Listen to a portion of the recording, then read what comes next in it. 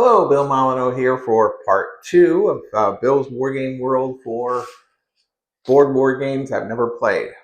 I think there's going to be more of these coming out. To my miniature wargaming people, don't worry, we'll get back to miniatures in a few more days. The Baltimore house has no figures. Actually, it has really nothing left in it. We're going to talk about Iwo Jima. It is a decision game. I've never played it. I don't know how long I've had it. It's one of the many games in the plastic tub I've never played. So we're going to go through it, and I hope you'll enjoy this. And this video is helping the Blue and the Gray Education Society, and we have surpassed $500 already. And we got another 4 weeks to go. We'll end this on December 31st, and then we'll send the money into the We Give program, and it'll get matched.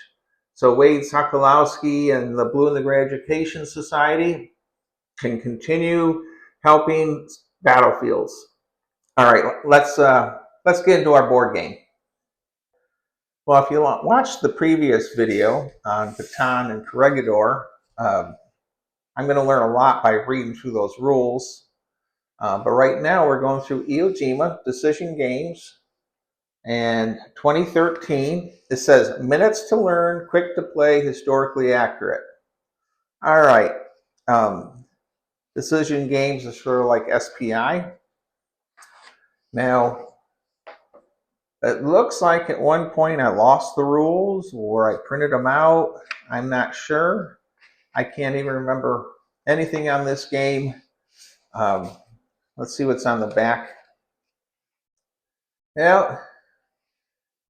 And where we have 100 die cut counters, nice picture of Iwo Jima.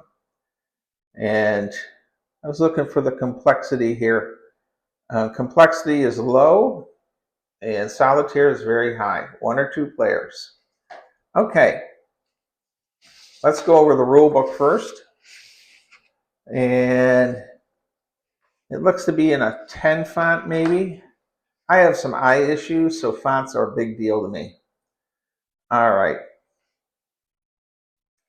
Well, we have replacing units on the map, reserves, landing beach stacking. So we're done 3 pages. Here we have 4, 5 combat results for dug-in defenders. 7, 8 designer notes, and then helpful hints for both the Japanese and the US player. And this can be played solitaire or one-on-one. And there's the credits: Chris Prello, map, Joe Yost. All right. So I wonder if we can just throw this on the table and use the old SPI combat chart. I see no chart in this at the moment, so let's open up the folio. All right, well, look at these counters. Let me see if I can get a close-up. Attack, defense, movement. I'm sure the armor has some kind of special ability. There's a flamethrower.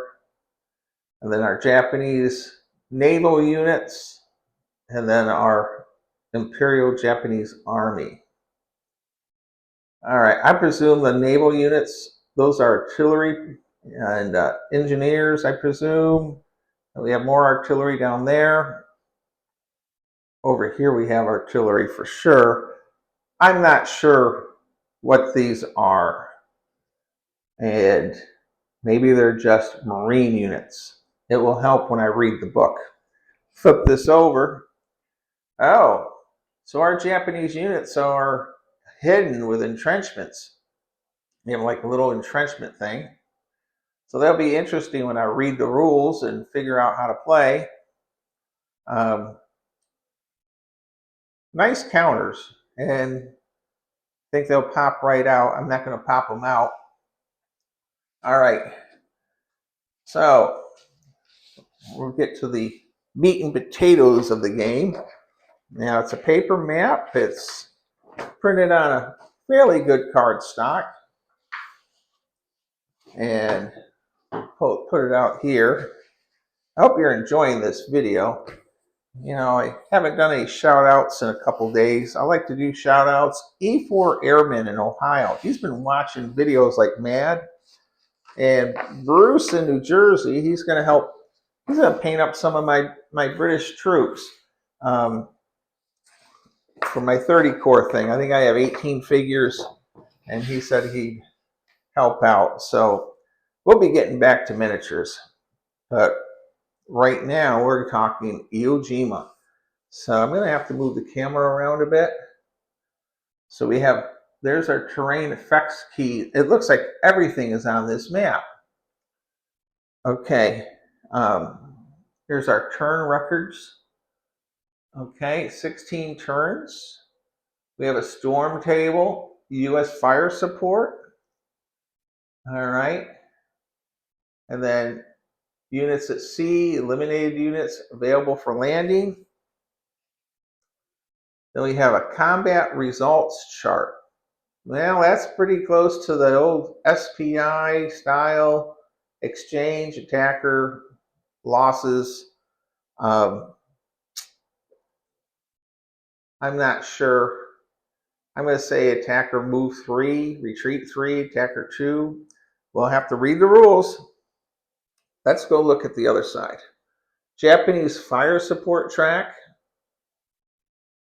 And I guess it would help if I went from the top to the bottom. What do you all say? So here we have the sequence of play outline. Movement, combat, mobile movement phase, marine combat, Japanese movement. There's a solitaire bonsai attack. Okay. Then we have replacements, Japanese support artillery. 3 dice per counter, 2 dice. All right. Let's take a look at the map itself. Okay. So here's Mount Suribachi. And here's our initial landing zones. I'm going to think all these little red stars, those are where the Japanese units are placed. And then the ones that are light stars, those are redeployment hexes. I guess the units can move around through the tunnels. We have our 3 airstrips. 1, 2, and 3. All right. And I really think this might be a fun, fast game. What do you all think? Has anyone played this before? I wonder if I could get this up and running in a night. I'm actually watching the video of the baton game I just did. I checked the video quality and all. I gotta say, it really makes me want to see about getting those counters cut out. I even have a pair of scissors out on the table now. All right, so nice counters, Iwo Jima decision games. Leave a comment. So those of you that do like board, oh, well, I'm not going to cut that out. This is live wargaming video. Sorry about that, everyone. I hit the tripod. I'm going to ask if you all would like to see more videos on board games here at the house in Baltimore. Of the games I haven't played. I actually have quite the stack of them. All right. Stay safe, be kind, be courteous. Don't forget to be true to your school, as Colonel Kevin Hansen would say, my future roommate. And that's about it. Thank you again for watching and supporting the Blue and the Gray Education Society.